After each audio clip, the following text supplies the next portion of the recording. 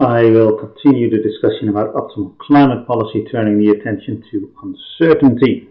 Climate change is a long-term problem, a global problem, and an uncertain problem, which implies that if you do not care about the distant future, faraway lands, or remote probabilities, you do not care about climate change. And now I'm going to talk about the effect of remote probabilities. I'm going to do so in two chapters, starting with uncertainty, irreversibility, and learning.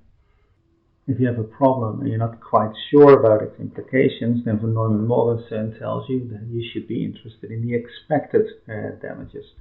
So that's given here. If we have a discrete distribution of possibilities of all the future possibilities, then the expectation is defined as the sum over all states of the world of the damages in that state of the world times the probability of that state of the world occurring.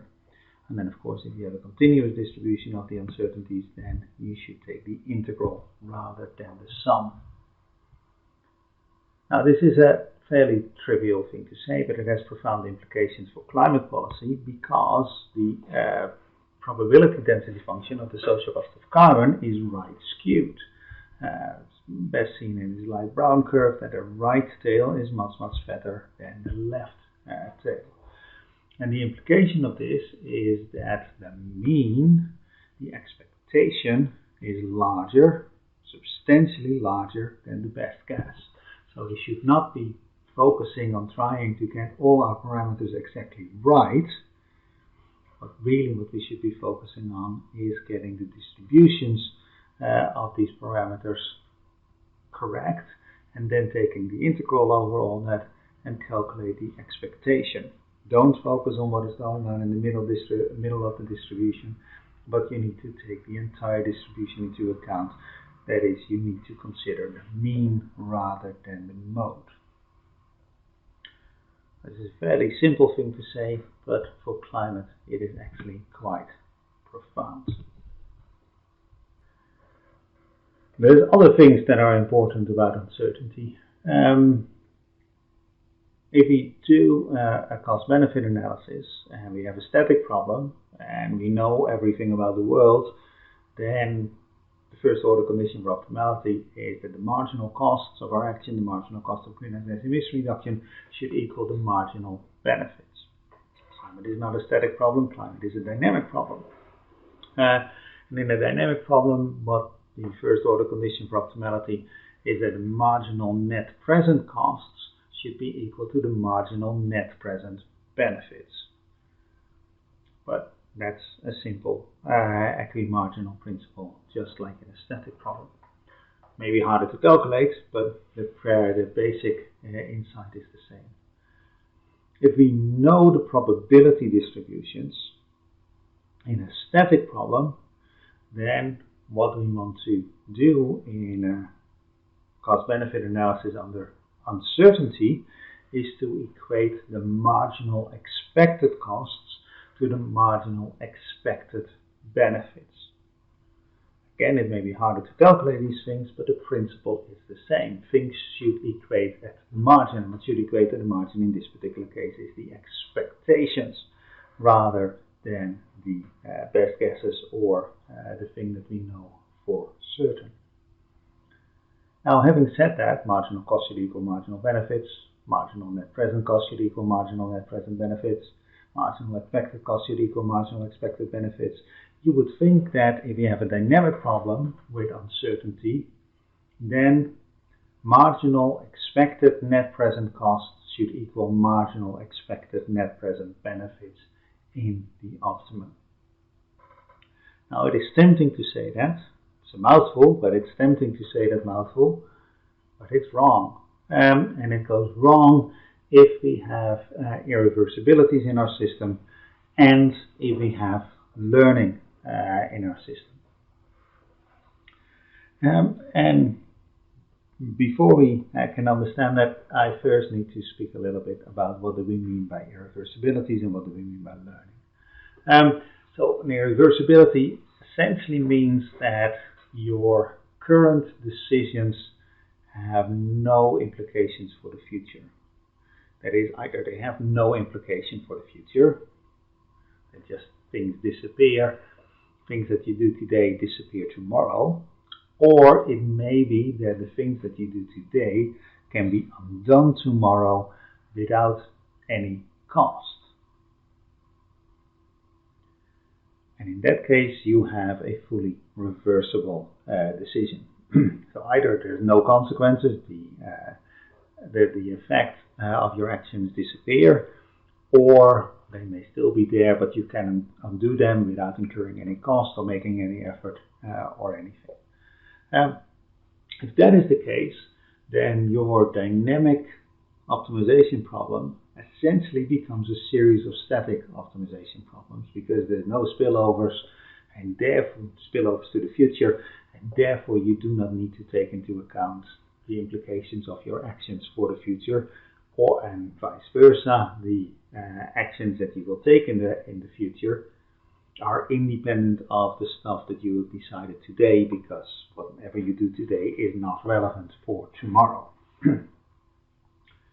Now, this sounds far-fetched, and that would be correct. In economics, very few problems are truly static or serially static. There is no irreversibility, and it's definitely completely irrelevant for a problem such as climatic change, for two reasons.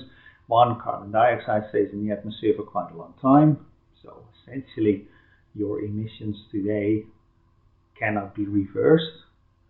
Yes, people are working on air capture and those sort of things, so in principle you can suck the CO2 that you emitted today out of the atmosphere tomorrow, but that comes at a cost, right? So that is irreversibility. Similarly, if you built a coal-fired power plant today, then you would expect that same power plant to be still around in 50 years' time. So that is also irreversible. Not irreversible in the physical sense. You can tear that power plant down tomorrow, but it would come at quite a cost, because the cost of demolition is quite high, and of course you build that thing and have not earned a penny with it, so there's quite a bit of capital destruction. So few economic problems, and definitely not economic problems related to climate change, are reversible. Now the implication of this is that if you want to maximize the net present value, then your welfare today, your net present welfare today, doesn't just depend on your actions today, but it also depends on future actions. It also depends on decisions that will be made tomorrow. And that is the crux of the insight into irreversibility. That you make later decisions, but because there is this intertemporal connection, future decisions affect your current welfare. And the response of future decision makers to your current decisions matters. And that is the consequence of irreversibility. What does learning have to do with this? We do not know what the future will bring. We do not know what we will learn about the future. If we were to know what we know tomorrow, and if we knew today what we will know tomorrow, then we would know it already. So we don't know what we're going to learn, but we are sure that we will learn. There will be things that new information will arise. We will learn about how fast the world is warming as we have more observations. We will learn about how fast the costs of solar power are coming down. If we have more observations, we will know what will happen to the price of oil in the future, because we observe these things. So we will learn things. Now, the first thing I said is that uncertainty affects your decisions, and that we really should be interested in the expectations of our welfare rather than our best guess or something. And if you're risk averse, then the possible range, this possible spread around your central estimate matters. Now, if we will know more in the future, then presumably we've grown smarter, and you would think that therefore our future decisions will be better informed and therefore smarter. That is the effect of learning. But now, if our current decisions depend on what future decision makers will do, and they are smarter than we are, they can make better informed decisions, then we don't need to be so worried anymore about future decision makers making mistakes. And because our successors can make better decisions than we are, we don't need to hedge so much against future decision makers making mistakes. And that means that the uncertainty about what is going to happen in the future has fallen. And even for today's decision, the sheer fact that we are learning means that we have to hedge less today, because our successors won't be as ignorant as we are. Now, I realize that this is counterintuitive.